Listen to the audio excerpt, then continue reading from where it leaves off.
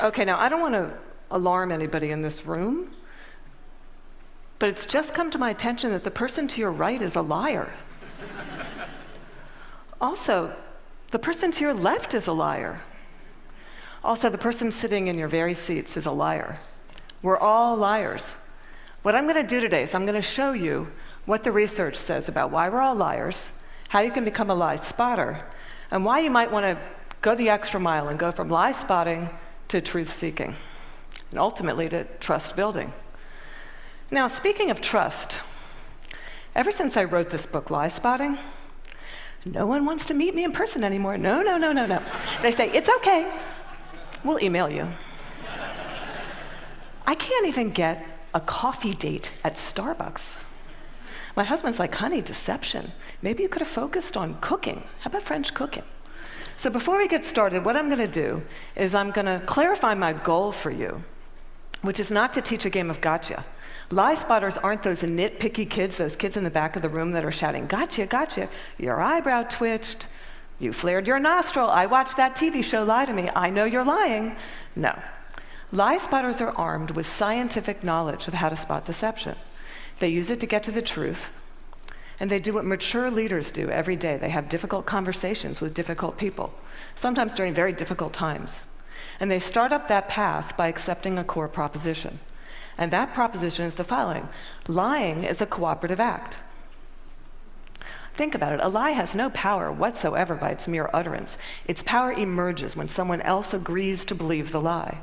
So I know it may sound like tough love, but look, if at some point you got lied to, it's because you agreed to get lied to. Truth number one about lying. Lying's a cooperative act. Now, not all lies are harmful.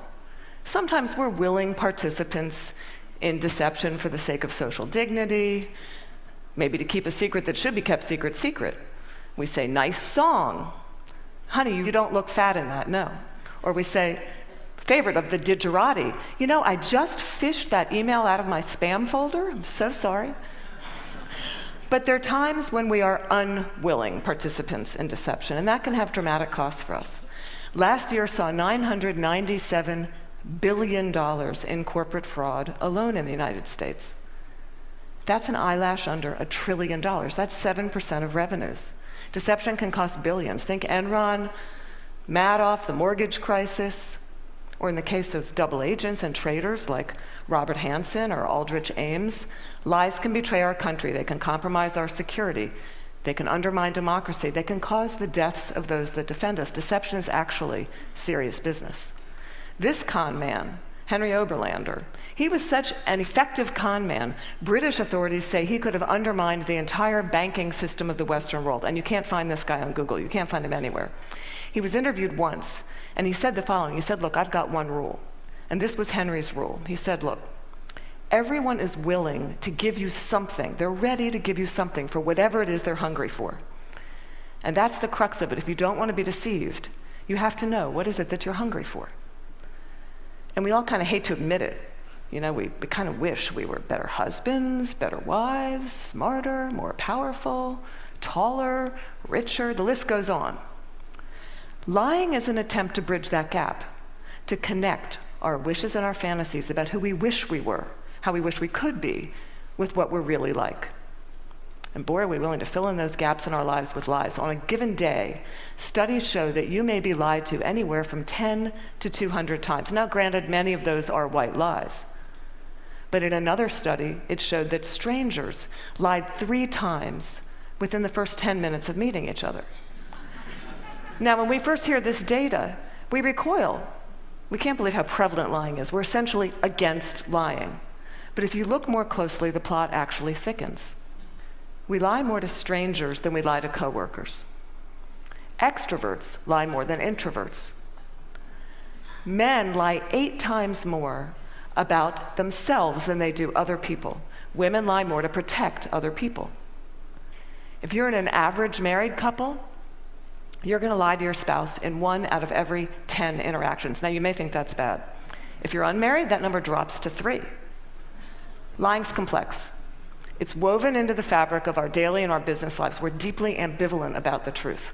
We parse it out on an as-needed basis, sometimes for very, very good reasons, and other times just because we don't understand the gaps in our lives. That's truth number 2 about lying.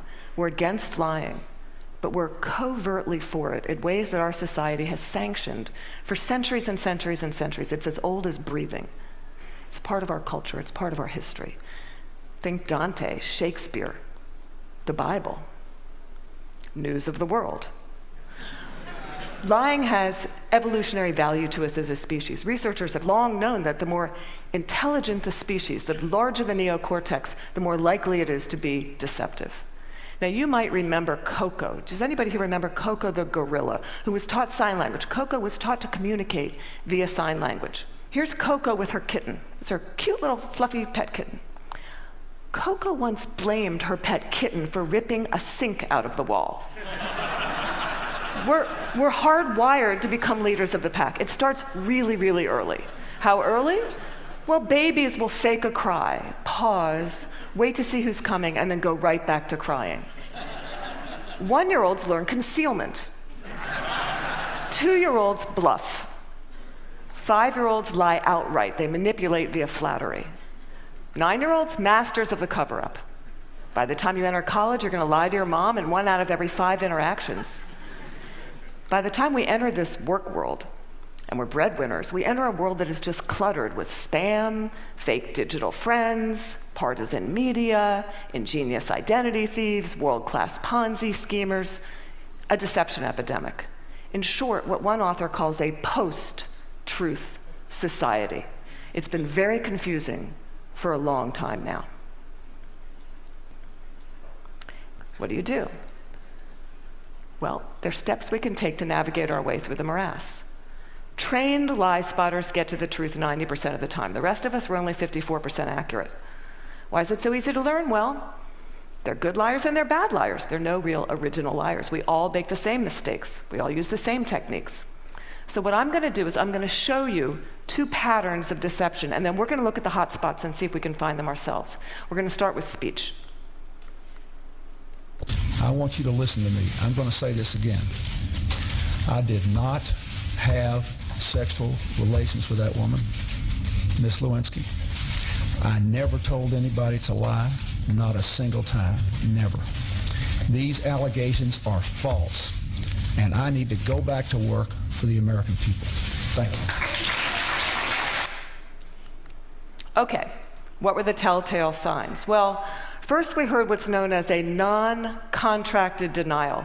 Studies show that people who are overdetermined in their denial will resort to formal rather than informal language. We also heard distancing language, that woman. We know that liars will unconsciously distance themselves from their subject using language as their tool.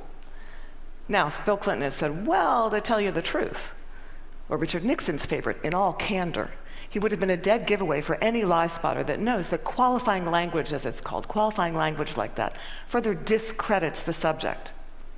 Now, if he had repeated the question in its entirety, or if he had peppered his account with a little too much detail, and we're all really glad he didn't do that, he would have further discredited himself. Freud had it right. Freud said, look, there's much more to it than speech. No mortal can keep a secret. If his lips are silent, he chatters with his fingertips, and we all do it. No matter how powerful you are, we all chatter with our fingertips. I'm going to show you Dominique Strauss-Kahn with Obama, who's chattering with his fingertips. Now, this brings us to our next pattern, which is body language.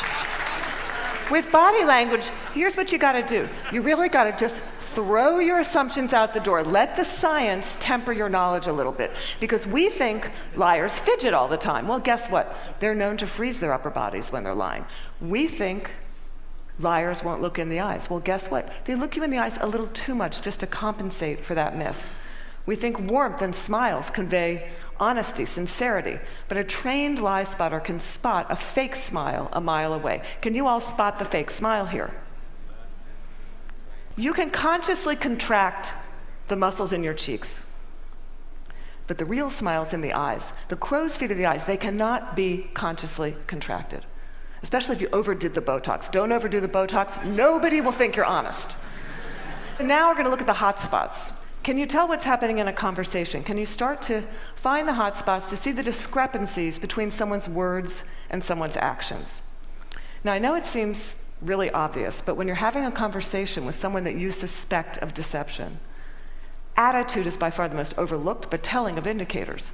An honest person is going to be cooperative. They're going to show they're on your side. They're going to be enthusiastic. They're going to be willing and helpful in getting you to the truth. They're going to be willing to brainstorm, name suspects, provide details. They're going to say, hey, maybe it was those guys in payroll that forged those checks. They're going to be infuriated if they sense they're wrongly accused throughout the entire course of the interview, not just in flashes. They'll be infuriated throughout the entire course of the interview. And if you ask someone honest, what should happen to whoever did forge those checks? An honest person is much more likely to recommend strict rather than lenient punishment. Now, let's say you're having that exact same conversation with someone deceptive. That person may be withdrawn, look down, lower their voice, pause, be kind of herky-jerky.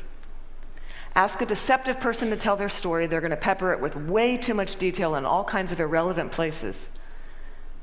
And then they're going to tell their story in strict chronological order. And what a trained interrogator does is they come in, and in very subtle ways, over the course of several hours, they will ask that person to tell their story backwards.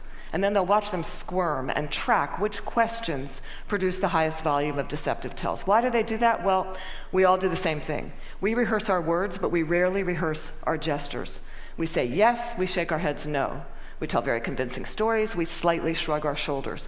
We commit terrible crimes, and we smile at the delight in getting away with it. Now, that smile is known in the trade as duping delight, and we're going to see that in several videos moving forward, but we're going to start.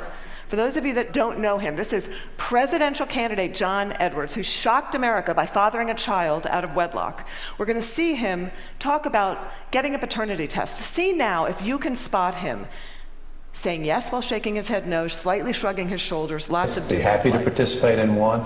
I know that it's not possible that this child could be mine because of the timing of events, so I know it's not possible. Happy to take a paternity test and would love to see it happen. Are you going to do that soon? Is there somebody that you can't? I'm only one side. I'm only one side of the test, but I'm happy to participate in one. Okay, those head shakes are much easier to spot once you know to look for them. Now, there are going to be times when someone makes one expression while masking another that just kind of leaks through in a flash. Murderers are known to leak sadness. Your new joint venture partner might shake your hand, celebrate, go out to dinner with you, and then leak an expression of anger. And we're not all going to become facial expression experts overnight here. But there's one I can teach you that's very dangerous and that's easy to learn, and that's the expression of contempt. Now, with anger, you've got two people on an even playing field. It's still somewhat of a healthy relationship, but when anger turns to contempt, you've been dismissed. It's associated with moral superiority, and for that reason, it's very, very hard to recover from. Here's what it looks like. It's marked by one lip corner pulled up and in.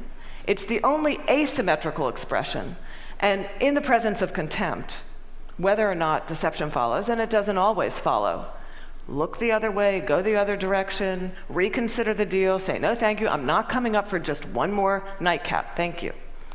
Science has surfaced many, many more indicators. We know, for example, liars will shift their blink rate, point their feet towards an exit. They will take barrier objects and put them between themselves and the person that's interviewing them. They'll alter their vocal tone, often making their vocal tone much lower.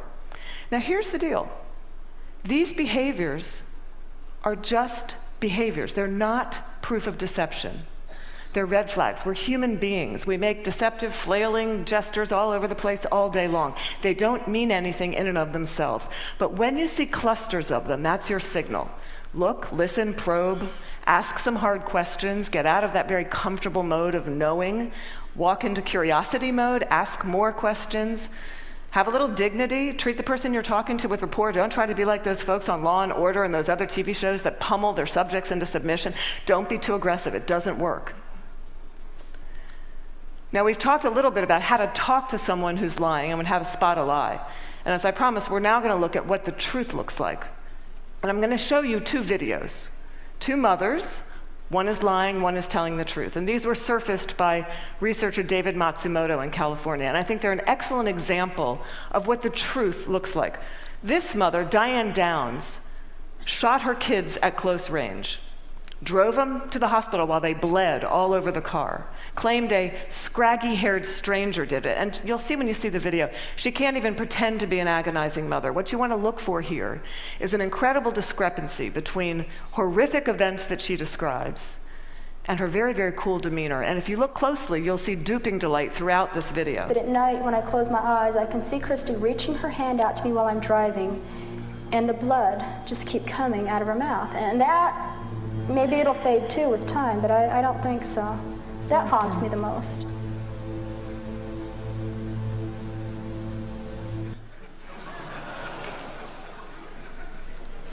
Now I'm going to show you a video of an actual grieving mother, Erin Runyon, confronting her daughter's murderer and torturer in court. Here you're going to see no false emotion, just the authentic expression of a mother's agony. I wrote the statement on the 3rd anniversary of the night you took my baby. And you hurt her, and you crushed her, you terrified her, until her heart stopped. And she fought, and I know she fought you. I know she looked at you with those amazing brown eyes, and you still wanted to kill her. And I don't understand it, and I never will. Okay, there's no doubting the veracity of those emotions. Now, the technology around what the truth looks like is progressing on, the science of it. We know, for example, that we now have specialized eye trackers, infrared brain scans, MRIs that can decode the signals that our bodies send out when we're trying to be deceptive. And these technologies are going to be marketed to all of us as panaceas for deceit. And they will prove incredibly useful someday. But you've got to ask yourself, in the meantime, who do you want on your side of the meeting? Someone who's trained in getting to the truth, or some guy who's going to drag a 400-pound electroencephalogram through the door? Lie spotters rely on human tools. They know, as someone once said, character's who you are in the dark. And what's kind of interesting is that today we have so little darkness. Our world is lit up 24 hours a day. It's transparent, with blogs and social networks broadcasting the buzz of a whole new generation of people that have made a choice to live their lives in public. It's a much more noisy world. So one challenge we have is to remember, oversharing, that's not honesty. Our manic tweeting and texting can blind us to the fact that the subtleties of human decency, character, integrity, that's still what matters. That's always what's going to matter. So in this much noisier world, it might make sense for us to be just a little bit more explicit about our moral code. When you combine the science of recognizing deception with the art of looking, listening, you exempt yourself from collaborating in a lie. You start up that path of being just a little bit more explicit because you signal to everyone around you. You say, hey, my world, our world, it's going to be an honest one. My world is going to be one where truth is strengthened and falsehood is recognized and marginalized. And when you do that, the ground around you starts to shift just a little bit. And that's the truth.